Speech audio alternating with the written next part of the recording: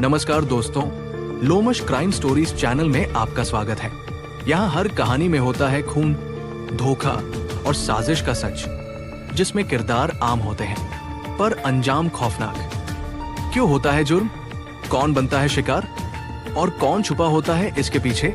हर episode में हम सच्चाई को सामने लाते हैं। चैनल को सब्सक्राइब जरूर कर लीजिए, साथ में बेल आइकन को दबाएं, जिससे आने वाली कहानी सबसे पहले आप तक पहुंचे। आज की जो कहानी मैं आपको सुनाने जा रहा हूँ वो उत्तर प्रदेश के संभल जिले की है। संभल के चंदोसी इलाके में रहने वाला राहुल अपनी पत्नी रूबी और 2 मासूम बच्चों के साथ एक आम लेकिन खुशहाल जिंदगी जी रहा था। छोटी सी जूते की दुकान थी, उसी से घर चलता था। 14 साल की शादी, बच्चों की हंसी और रोजमर्रा की जद्दोजहद, सब कुछ बिल्कुल सामान्य लगता था। लेकिन कहते हैं ना, सबसे भयानक तूफान वही होता है जो बाहर से बिल्कुल शांत दिखे। साल सन 2022 में पहली बार राहुल के कानों में जहर घोला गया। पड़ोसियों ने बताया कि जब वो दुकान पर होता है तब एक लड़का जिसका नाम सनी होता है अक्सर उसके घर आता है। राहुल ने उस दिन कोई हंगामा नहीं किया। उसने न तो सवाल उठाया, न ही शक को जुबान दी, बस चुपचाप सतर्क हो गया। कभी कभी दुकान बंद कर अचानक घर लौट आता, शायद अपने रिश्ते को, अपने घर को संभालने के लिए, लेकिन हर बार खाली हाथ लौटा। उसने अपनी पत्नी को कभी रंगे हाथों नहीं पकड़ा। उसे क्या पता था कि रूबी दीवानगी की उस राह पर चल चुकी है जहां रिश्तों की कोई कीमत नहीं होती। एक नहीं, 2 नहीं बल्कि 4 लोगों के साथ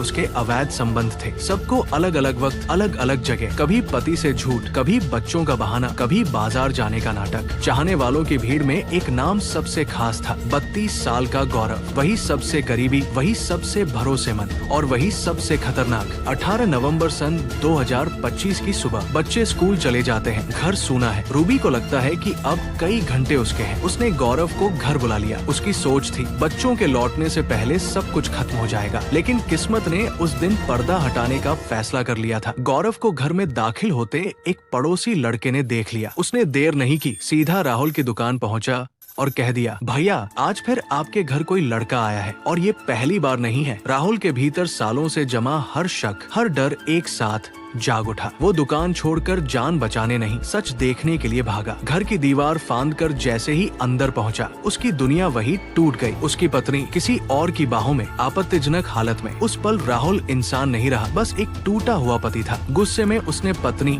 और उसके आशिक पर हाथ उठा दिया। लेकिन कहानी यही खत्म नहीं हुई, यहीं से असली हैवानियत शुरू हुई। रूबी और गौरव ने पास पड़ा डंडा उठाया और राहुल के सिर पर वार कर दिया। राहुल जमीन पर गिरा बेहोश और फिर एक के बाद एक रोड और डंडे से तब तक मारते रहे जब तक उसकी सांसें हमेशा के लिए थम नहीं गई। अब सवाल था, लाश का क्या करें? करीब 10-15 मिनट तक दोनों सोचते रहे। तभी रूबी के दिमाग में खौफनाक ख्याल आया, लाश को टुकड़ों में काट कर ठिकाने लगा दिया जाए। गौरव तुरंत बाजार गया, कटर खरीद लाया। सोचिए, जिस पति के साथ 7 जन्मों का वादा किया था, उसी शरीर को काटने के लिए रूबी ने अपने हाथ बढ़ाए। दरिंदगी की हर हद पार कर दी गई। शरीर के टुकड़े किए गए, बैग में भरे गए। पुलिस के मुताबिक कुछ हिस्सों को हीटर पर गर्म तक किया गया ताकि पहचान मुश्किल हो जाए, और फिर बैग को ईदगाह के पीछे एक गंदे नाले में फेंक दिया गया। घर साफ कर दिया गया। खून का एक कतरा नहीं, चेहरे पर कोई शिकन नहीं, जैसे कुछ हुआ ही न हो। 20 नवंबर को रूबी थाने पहुंची, शिकायत दर्ज करवाई। मेरे पति 2 दिन से घर नहीं आए हैं। ये शिकायत बेगुनाही का नकाब थी ताकि किसी को शक न हो। वो बार बार थाने नहीं गई क्योंकि उसे सब कुछ पता था। करीब 10 दिन बाद नाले से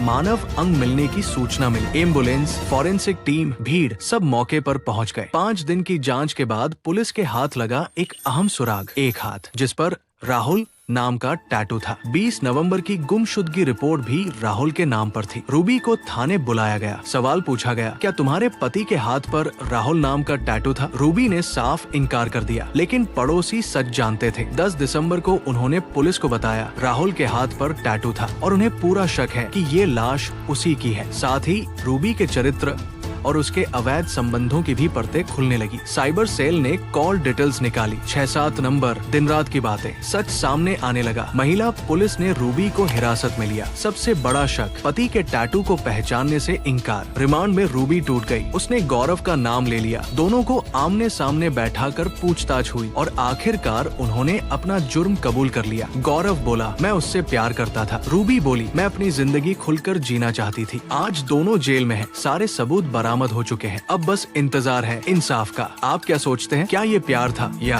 हैवानियत? अपनी राय कमेंट में जरूर बताइए। इस कहानी को सुनाने का मकसद आपको जागरूक करना है। हम सिर्फ आपको एक सच्चाई दिखाना चाहते हैं। अपराधी फिल्में और वेब सीरीज देखकर खुद को चालाक समझ लेते हैं। अगर आपको ये कहानी पसंद आई हो तो वीडियो को लाइक, शेयर और सब्सक्राइब जरूर करें। साथ में नोटिफिकेशन बेल आइकॉन को दबाना बिल्कुल भी मत भूलिएगा। मैं हूँ विकास लोमश, फिर मिलूंगा एक नई सच्ची कहानी के साथ। तब तक के लिए नमस्कार। सुरक्षित रहिए, सतर्क रहिए। जय हिंद, जय भारत।